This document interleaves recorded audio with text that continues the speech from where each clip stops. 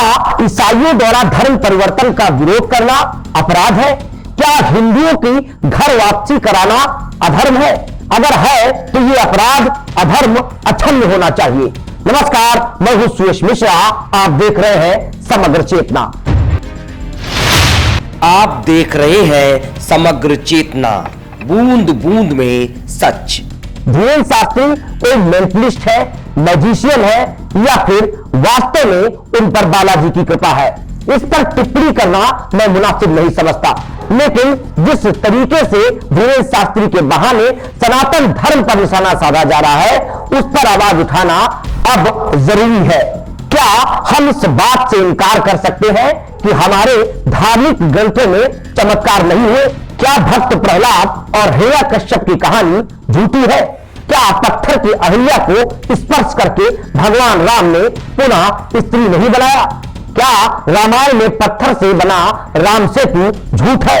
अगर धार्मिक ग्रंथों में इन कथाओं को आप नहीं मानते तो यकीन मानिए आप नास्तिक हैं। हिंदू धर्म अनंत काल से प्रामाणिकता के साथ स्थिर रहा है। धार्मिक ग्रंथों में साधना और तपस्या से ऋषियों मुनियों ने क्या क्या हासिल नहीं किया, यह सब जानकर भी दुर्भाग्यवश आज हिंदू धर्म के ही लोग श्रद्धा और विश्वास को अंध कहकर अपने ही धर्म को अपमानित करने का कोई भी मौका नहीं छोड़ रहे। महाराष्ट्र की अंधश्रद्धा निर्मूल समिति के श्याम मानव ने धीरेन्द्र शास्त्री पर अंधविश्वास फैलाने का आरोप लगाया। श्याम मानव कह रहे हैं कि बाबा के पास कोई सिद्धि नहीं है। उन्होंने धीरेन्द्र शास्त्री को नाक पुराकर चमत्कार दिखाने की चुनौती तक दे दी।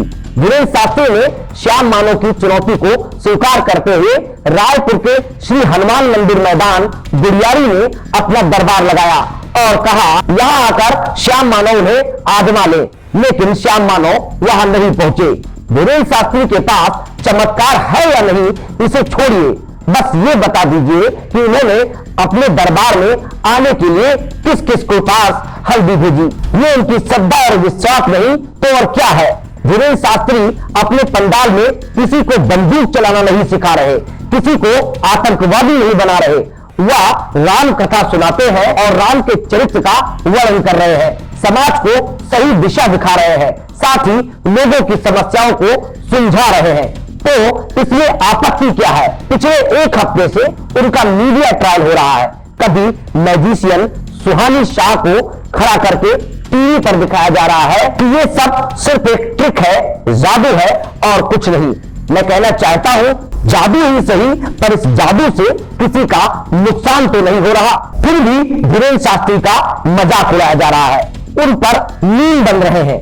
कोई कह रहा है कि कश्मीर में आतंकियों को वह खोज डाले, कोई कह रहा है कि पुलवामा का पर्दाफाश करे। स्वामी अवमुक्तेश्वरानंद ने तो यहां तक कह दिया कि हमारे मठ में दरार आ गई है, उसे अगर धीरेन्द्र शास्त्री जोड़ दे तो हम फूल माला बिछाकर धीरेन्द्र शास्त्री का स्वागत करेंगे। हमने क्या कहा? हमने ये कहा कि चमत्कारी लोग जो है आए और चमत्कार दिखाएं। वो इसमें हिंदू मुसलमान की क्या बात आ गई, आप बताइए। आप लोगों ने, आप मीडिया के लोगों ने इसको धीरेन्द्र कृष्ण शास्त्री मात्र से जोड़ा और किसी से क्यों नहीं जोड़ा आपने? धार्मिक कारण से ना तो धर्मांतरण हो रहा है और ना तो धार्मिक कारण से घर वापसी हो रही है। समस्या ये है कि राजनीतिक कारणों से ही धर्मांतरण हो रहा है, क्योंकि कुछ शक्तियां हैं जो चाहती हैं कि पूरे विश्व में हम राज करें, और इस समय लोकतंत्र है इसलिए लोग उसमें महत्वपूर्ण है, एक एक वोट महत्वपूर्ण है, इसलिए उनको अपने गोल में ले आओ। तो राजनीतिक कारणों से ही फंडिंग होती है, राजनीतिक कारणों से ही धर्मांतरण होता है, और जो लोग उनका धर्मांतरण का विरोध करके घर वापसी करवा रहे हैं वो भी राजनीतिक कारण से कर रहे हैं। विरोध के साथ साथ शास्त्री के समर्थन में भी कमी नहीं है।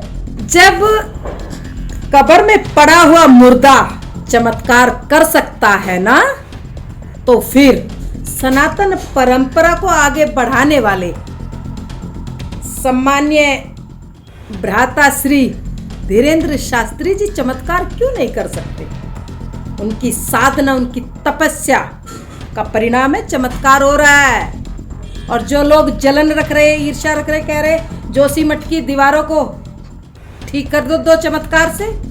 पहली बात तो मुझे कहते हुए शर्म आ रही है, बचकाने बयान,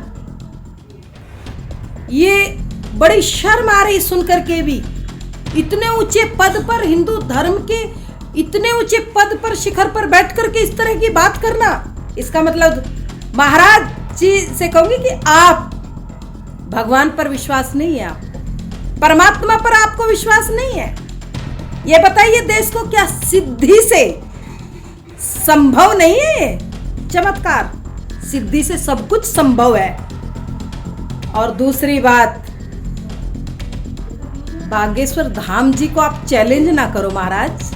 आप इतने ऊंचे पद पर बैठ करके धीरेंद्र शास्त्री जी को चैलेंज करके अपनी गरिमा क्यों घटा रहे हो?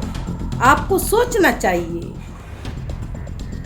दीवारों में जो दरार आई है ना, वो आपके बैठने के बाद आई है। आपकी तपस्या में कहीं ना कहीं कमी है, आपकी साधना में कमी है। आज तक दीवारों में क्यों जोशीमठ में दरारें नहीं आई? ये तो खुद चिंतन का विषय है। शास्त्री जी की परीक्षा ना लीजिए। आजकल आपके एक चेले पर बहुत पाखंडी लोग टूट के पड़े हुए थे। बोले ये भगवान की कृपा क्या, ये बालाजी की कृपा क्या है? मैंने कहा बालाजी की कृपा क्या है, यदि ये बिना आंखों के देखनी हो तो पूज्य राम भद्राचार्य जी में देख लो। ये हनुमान जी की कृपा, राम जी की कृपा। सनातन संस्कृति का चमत्कार क्या है कि एक व्यक्ति जिसकी बाहर की आंखें नहीं और कैसे अंतः प्रज्ञा खुलती है, क्या रितंबरा मेधा होती है, क्या वो ईश्वरीय अनुग्रह अनुकंपा होती है। और फिर मैंने कहा आपको बाहर की आंखों से देखना हो तो फिर पूज्य महाराज जी के शिष्य हमारे राम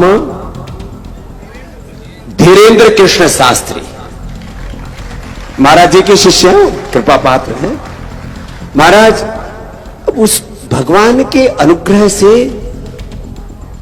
व्यक्ति को जो सूक्ष्म जगत है, जो अदृष्ट है, उसका भी उसकी अनुभूति होती है। और लेकिन ये विशुद्ध रूप से गुरु कृपा और भगवत कृपा से होता है। और नमस्कार, जय सिया राम।